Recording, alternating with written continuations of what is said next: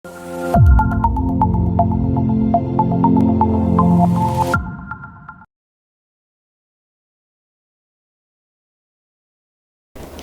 satu yang sering juga terlalaikan oleh kita yaitu hal yang selalu bersandingan dengan gitu berupa nikmat sehat. Kita sering bahkan selalu mungkin ya melalaikan bahwasanya kesehatan ini juga rizki yang patut kita syukuri, yang diberikan Tuhan kepada kita agar kita bisa masih melakukan kegiatan-kegiatan di dunia, masih bisa beribadah, masih bisa bekerja dan lain banyak sebagainya. Rizki sehat yang samar, yang tidak terlihat, yang selalu kita nikmati setiap hari tapi kita tidak mensyukurinya. Malah kita sering menggerutu dengan keadaan, kita sering mengeluh dengan takdir-takdir Tuhan. Na'udzubillah. Nah, itulah mulai sekarang marilah kita sama-sama untuk bisa mensyukuri setiap apa yang Tuhan kasih. Alhamdulillahirabbil alamin. Lah itu wa syukru alimil khatiyat. Kita bersyukur kepada zat yang maha mengetahui dengan beberapa perkara yang samar, yang sering-sering kita tidak terlihat, seperti halnya gaji sudah terlihat, kita bekerja, kita mendapatkan uang, kita terlihat, itu terlihat, kita syukuri. Tapi banyak yang tidak terlihat, yang tidak kita sadari, yang sering kita lupakan bahwasanya itu juga termasuk dari rezeki dari Allah Subhanahu wa taala, berupa kenikmatan rahmat dari Allah Subhanahu wa taala. Lanjut. wal inzijaru an khawatiril ma'asyi. Jadi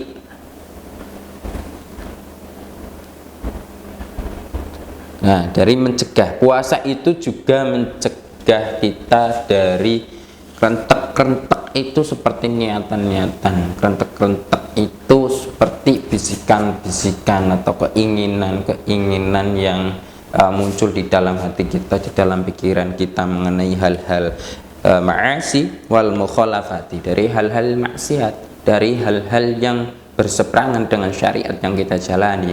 Itulah puasa. Jadi seperti halnya yang kemarin sudah disampaikan oleh dalam kultum santri putri, bahwasanya puasa itu bisa menjadi tameng. Memang benar, puasa itu bisa menjadi tameng kita dari hal-hal, mencegah hal-hal yang maksiat atau hal-hal yang berseberangan dengan syariat yang kita jalani, yaitu wal inzijaru an khawatiril ma'asi wal mukhalafati, mencegah dari hal-hal rentek ini baru berarti baru niat-niatan, belum melakukan itu sudah menjadi ada tamengnya dulu ya, ada kita ditamangi oleh puasa. Ketika melakukan sebuah hal-hal yang tidak seharusnya sudah ada tameng, yaitu berupa puasa, saya sedang berpuasa. Oke, lanjut. Fa amma raf'ud darajati, lah ini dari keterangan yang pertama dari fi fadhailihi atau fawaidu. Jadi beberapa faidah-faidah, yaitu tadi sudah dijelaskan. Yang pertama bahwasanya raf'ud darajati, yaitu meningkatkan derajat. Fa amma raf'ud darajati, mongko anapun utawi dan angkat derajat, faliqaulihi, mongko krana ngendika sapa Nabi sallallahu alaihi wasallam, rupane pengendika, idza ja ramadhanu futihat abwabul jannah wa khulliqat abwabun nar wa suffidat asyayatin. Nah, ini adalah hadis dari Nabi Muhammad sallallahu alaihi wasallam. Idza janalikane tatkalane teko, nalikane teko apa sing teko Ramadhanu wulan Ramadan iku futihat den bukak apa sing den bukak abwabul jannah, yaitu beberapa pintu surga. Wa khuliqat lan den tutup apa abwabun nar, beberapa pintu-pintu neraka. Wa sufidat lan den borgol lan den belenggu apa asyayatinu, biro-biro syaitan. Nah, ini hadis dari Nabi mengenai fa'amma raf'ud darajati. Yang pertama, Nabi itu mengendika idza jaa ramadhanu futihat abwabul jannah. Jadi sering sering kita mendengarkan ceramah-ceramah, sering kita melihat ceramah-ceramah di televisi, di YouTube, di video, di majelis-majelis, bahwasanya kedatangan bulan Ramadan itu memberikan banyak keberkahan, karena memang bulan Ramadan itu merupakan bulan yang paling mulia. Kenapa? Bukan berarti bulan yang lain gak mulia, tapi Allah itu menjadikan bulan Ramadan itu menjadi bulan yang sangat-sangat istimewa, bulan yang penuh dengan keberkahan. Salah satunya yaitu ini, salah satunya yaitu futihat abwabur rahmati, futihat abwabul jannah, futihat abwabul jannah, yaitu dan buka ke biro-biro swarga. Nah, dari keterangan ini futihat abwabul jannah, jadi maksudnya apa? Ketika bulan Ramadan pintu-pintu surga itu dibuka. Kita itu jangan mengangan-angan bahwasanya terus ketika bulan Ramadan berarti pintu-pintu surga dibuka nih. Pintu-pintu surga dibuka lah. Terus kita harus bagaimana? Kita harus seperti apa? Nah, logikanya seperti ini. Logikanya seperti ini. Misal panjenengan semua, semisal kalian semua sekarang, untuk adik-adik ya, untuk adik-adik, untuk teman-teman ya, saudara-saudara sekalian, ketika ada sebuah kampus, ketika ada sebuah kampus ataupun sekolahan ataupun kantor tempat kerja itu membuka pendaftaran untuk menjadi mahasiswa, membuka pendaftaran lapangan pekerjaan, membuka menerima murid baru ataupun santri baru ataupun yang lainnya. Nah, ketika pembukaan pendaftaran, kita kan seharusnya ketika kok nek cuma ngangen-ngangen kan seperti ini. Ketika kalian semua cuma ngangen-ngangen, ada pendaftaran di kampus UGM semisal ini. Ada pendaftaran penerimaan mahasiswa baru di kampus UGM jalur prestasi. Sama ngangen-ngangen ini. Saya kepengen kuliah di UGM, sepertinya keren. UGM kan salah satu universitas yang dibilang salah satu universitas terbaik di Indonesia. Aku kepengen lah, sampai cuma angan-angan, tapi ketika pendaftaran itu sampai itu nggak daftar di kampus itu, nggak melakukan administrasi pendaftaran untuk bisa masuk ke dalam kampus itu sebagai mahasiswa. Nah, lah kok ketika sampean ngangen-ngangen seperti itu, mau pengen kuliah di kampus UGM. Loh ya, sampean cuma ngangen tapi tidak bisa diakui sebagai mahasiswa. Jadi ketika pengumuman penerimaan mahasiswa, ya sampean nggak masuk di sana. Sampean itu tidak tertera namanya sebagai mahasiswa UGM karena sampean tidak daftar. Nah, seperti halnya yang dimaksud dengan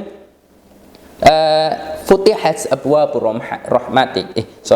Futihat abwabul jannah. Jadi ketika bulan Ramadan itu surga itu dibuka, pintu-pintu surga itu dibuka, semuanya dibuka, pintu surga itu semuanya dibuka. Yang dimana fadilah ini, dimana kaidah atau keutamaan ini itu tidak ada di dalam ibadah yang lain, tidak diterangkan di dalam perkara ibadah yang lain, tidak ada di dalam bulan atau hari yang lain, cuma di bulan Ramadan. Cuma di bulan Ramadan dibukalah semua pintu-pintu surga itu dibuka. Maksudnya abwabul jannah di sini, ya kemarin ini ada koreksi sebentar. Jadi pintu-pintu surga ini sebenarnya pintu-pintu surga yang dibuka untuk orang-orang yang berpuasa. Pintu-pintu surga yang dibuka di bulan Ramadan. Karena nanti pintu-pintu surga itu kan, surga itu banyak macamnya. Seperti halnya seperti taman-taman surga. Ada taman-taman surga untuk orang yang berzikir, ada taman-taman surga untuk orang-orang yang menjalankan sholat tahajud, ada pintu surga untuk orang yang bersedekah, ada taman surga untuk orang yang sering menolong, ada. Jadi, nah di sini pintu-pintu surga yang dimaksud itu adalah pintu-pintu surga yang diperuntukkan untuk bulan Ramadan, diperuntukkan orang-orang yang melakukan kebaikan di bulan Ramadan, khususnya orang Muslim, ya, khususnya orang Muslim. Nah, tadi logikanya seperti itu. Ketika kalian kok tidak mendaftar di kampus UGM, cuma berangan-angan saya kepengen loh kuliah di kampus UGM, ketika hari hanya pengumuman penerimaan mahasiswa UGM, sampai nggak ada namanya di situ. Kenapa ya? Karena sampai nggak daftar. Surga pun pintu-pintunya begitu. Ketika pintu-pintu surga ini dibuka, kok sampai daftar, Yuk berarti ketika penutupan ini yuk sampean ini nggak dipanggil, kalian semua tidak dipanggil Ahmad semisal, nggak ada ketika pemanggilan pembukaan pintu surga nggak ada, karena sampean itu nggak daftar. Nah itu logikanya seperti itu, maksudnya ketika pintu-pintu surga marilah kita bersama-sama. Nah ini hikmahnya, ketika di bulan Ramadan mari kita perbanyak kebaikan, kita perbanyak ibadah, kita perbanyak zikir, kita perbanyak berdiam diri di masjid, kita perbanyak kebaikan pokoknya. Syaratnya cuma ada, untuk masuk ke surga itu kuncinya kan ada. Setiap ya seperti halnya sampean pengen masuk ke rumah kan sebelum pintu kan ada kunci. Nah itu seperti halnya seperti pintu surga. Pintu surga juga mempunyai kunci, dan kuncinya itu yaitu cuma iman, yaitu iman, yaitu keyakinan kita kepada Allah, keyakinan kita kepada surga, keyakinan kita kepada hal-hal yang ditetapkan dan dilarang oleh Allah. Itulah kunci kita untuk bisa masuk ke dalam surga. Karena Rasulullah SAW itu pernah ngendika bahwasanya semua hambaku itu pasti masuk surga, walaupun nanti akan dicelup-celupkan dulu tuh di neraka tuh, dicelup-celupkan dulu, celup itu di neraka. Tapi semua Rasulullah itu sudah ngendika bahwasanya semua umatku pasti akan masuk surga, walaupun nanti melalui neraka dulu. Jadi untuk kita semua yang mempunyai iman itu tidak perlu khawatir sebenarnya, karena Rasulullah SAW itu sudah menjamin. Kenapa sudah menjamin? Karena Rasulullah sudah menjamin bahwasanya umat-umatnya yang beriman, umat-umatnya yang mengimani bahwasanya Allah itu adalah Esa, Allah itu tidak ada Tuhan selain Allah, bahwasanya Rasul Nabi Muhammad itu adalah utusan Allah. Dia sudah menjamin bahwasanya umatnya yang mempunyai keimanan itu pasti masuk ke dalam surga, walaupun nanti dicelup-celupkan dulu tuh kayak itu, dicelup-celupkan dulu ke neraka, celup itu nanti ketika sudah bersih, ketika sudah tidak ada tehnya baru diangkat dimasukkan ke dalam surga. Cuma bedanya kalau nanti teh itu diangkatnya nggak dimasukkan ke surga tapi dibuang ke tempat sampah. Nah, itu bedanya, cuma logika sekedar logika sekedar. Nah maksudnya di mana? Ini ada hal menarik dari sebuah pertanyaan seseorang, bahwasanya pertanyaannya begini, bukannya Allah itu maha kasih, bukannya Allah itu cinta kasih, bukannya Allah itu maha pengasih lah ya, Allah itu kan maha pengasih, Allah yang kita yakini kan maha pengasih. Nah kenapa, berarti apakah relevan ketika Allah yang mempunyai sifat maha pengasih itu menyiksa hambanya di neraka sebelum dimasukkan ke surga, berkenaan dengan hadis tadi? Apakah itu relevan ketika Allah itu mempunyai sifat sebagai maha pengasih menyiksa hambanya dimasukkan ke dalam neraka? Nah logikanya seperti ini saudara. Jadi semisal seperti kalian semua yang sudah menjadi orang tua ya, kalian semua yang menjadi orang tua, semisal anak kalian itu melakukan sebuah kesalahan, misal contoh narkoba, anak kalian melakukan narkoba, apakah kalian akan menyanjungnya? Apakah kalian akan membenarkan perbuatannya? Berarti kalian akan memarahinya, atau mungkin memukulnya, atau mungkin menasehatinya dengan keras atau lain sebagainya. Pasti itu, ya kan? Ketika anak kalian ini berbuat kesalahan, pasti akan dinasehati. Nah, begitupun dengan, itulah bentuk cinta kasih seorang orang tua. Justru malah ketika semisal si Ahmad itu mencuri, terus bapaknya membiarkan, bapaknya tahu Ahmad itu mencuri membiarkan, dan justru itu bukan yang namanya cinta kasih, tapi itu menyesatkan. Lah bagaimana cinta kasih seorang tua? Ya dinasehati, diberikan pendidikan, diberikan ajaran, diberitahu, atau mungkin tadi disentlik atau apa dan ini sebagainya. Lah itu contoh disentliknya tadi itu, disentlik atau sekarang ditabuk lah ya, dulu kalau saya kan ditabuk atau dipukul pakai apalah gitu kan. Nah itu logikanya seperti itu. Ketika anak kita melakukan kesalahan, akan kita pukul atau akan kita ajari, akan kita beritahu bahwasanya anak itu salah. Nah itu bentuk cinta kasih seorang orang tua. Lah sama halnya dengan Tuhan. bentuk cinta kasih Tuhan. Ketika kita salah, kita diberitahu yang benar, kita dibersihkan. Itu cinta kasih sama Tuhan. Bagaimana? Yaitu dengan menghisab, yaitu dengan memasukkan ke neraka dulu, dibersihkan dulu kesalahan-kesalahan kita, dosa-dosa kita yang telah kita perbuat di dunia. Setelah bersih ini dosa kita kuras, kita pekuk Allah, baru diangkat ke dalam surga. Itu logikanya seperti itu. Nah, tadi dibuka pintu-pintu surga. Terus wa khulliqat abwabul jannah. Jadi di bulan Ramadan juga selain dibukanya pintu-pintu surga, juga ditutupnya pintu-pintu neraka. Jadi semua pintu neraka di bulan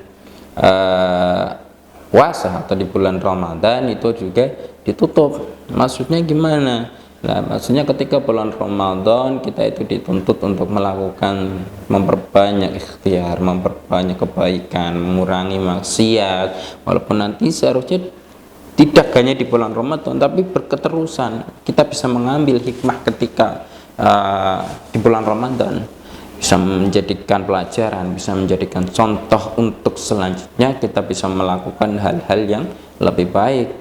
Nah, ketika bulan Ramadan itu pintu-pintu neraka itu ditutup, jadi tidak ada itu nanti. Tapi bukan berarti ketika ada wa khulliqatil abwabu wa khulliqati abwabun nar, ketika bulan Ramadan itu pintu ditutup nih, pintu neraka ditutup nih. Nah, bukan berarti kita bebas di bulan Ramadan melakukan maksiat. Bukan berarti kita bebas di bulan Ramadan sebagai orang yang beriman, sebagai seorang muslim kita tidak berpuasa tanpa sebab yang jelas. Bukan berarti kita akan diampuni. Bukan berarti kita tidak akan dimasukkan ke dalam neraka karena pintu-pintu neraka itu tertutup. Bukan berarti perbuatan-perbuatan maksiat yang kita perbuat di bulan Ramadan itu tidak akan mendapatkan balasan Allah. Bukan berarti seperti itu, tapi bulan Ramadan itu ditutupnya pintu neraka itu, orang-orang yang melakukan kesalahan di bulan Ramadan itu tidak akan dimasukkan dalam pintu-pintu itu, tapi pintu-pintu neraka yang lain. Mungkin seperti itu ya, pintu-pintu neraka yang lain seperti halnya pintu surga. Pintu neraka itu kan banyak, ada tingkat-tingkatannya, neraka jahanam, neraka jahim dan lain sebagainya, itu banyak ya, banyak. Mungkin tidak dimasukkan dalam pintu neraka yang ditutup di bulan Ramadan, tapi mungkin bisa dimasukkan dalam pintu neraka A, B, C dan lain sebagainya. Tapi yang jelas di bulan Ramadan ini kita semua dituntut untuk selalu meningkatkan ibadah kita kepada Allah Subhanahu wa taala. Terus wasuffidas sayatin. Jadi dan jirat dan belenggu dan borgol piro-piro setan. Terus pertanyaannya, berarti di bulan Ramadan seharusnya tidak ada perbuatan maksiat ya? Di bulan Ramadan seharusnya tidak ada perbuatan-perbuatan kesalahan. Di bulan Ramadan seharusnya semuanya benar. Ya enggak juga. Nah, kan setan ditutup, berarti tidak ada yang menghasut manusia untuk berbuat salah. Tidak. Iya, setan itu di ketika bulan Ramadan itu banyak hadis yang sudah menjelaskan bahwasanya salah satunya itu dari ulama besar berpendapat, ada dua pendapat yang kemarin saya baca. Yang pertama itu bahwasanya yang dimaksud dengan wasuf fidas syayatin, dibelenggunya beberapa setan, biro-biro setan itu dibelenggukan seperti hayalnya kita kan diborgol, diikat tangan, kaki, lehernya. Jadi ketika setan itu masih mempunyai mulut yang bisa untuk menghasut manusia. Hei lakonono. Jadi enggak sepenuhnya setan itu tidak menghasut manusia. Jadi masih bisa menghasut manusia.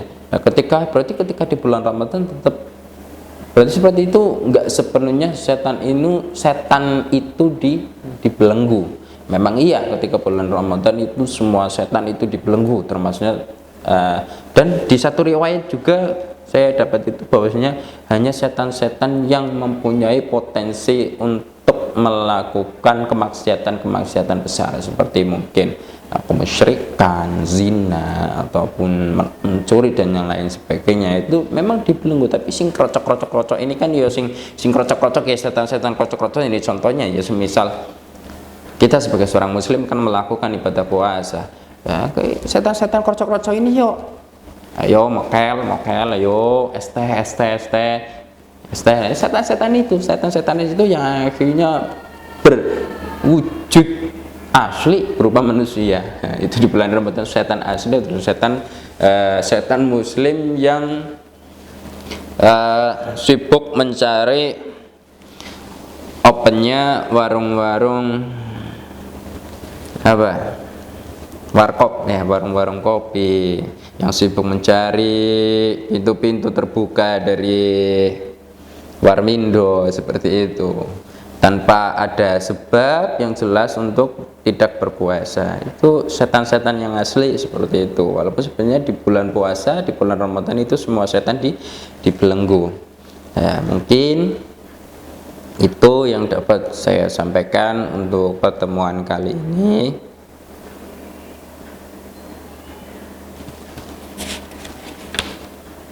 Masih banyak mengenai faedah-faedah yang akan dijelaskan seperti wata'firul khati'ati mungkin di pertemuan-pertemuan selanjutnya.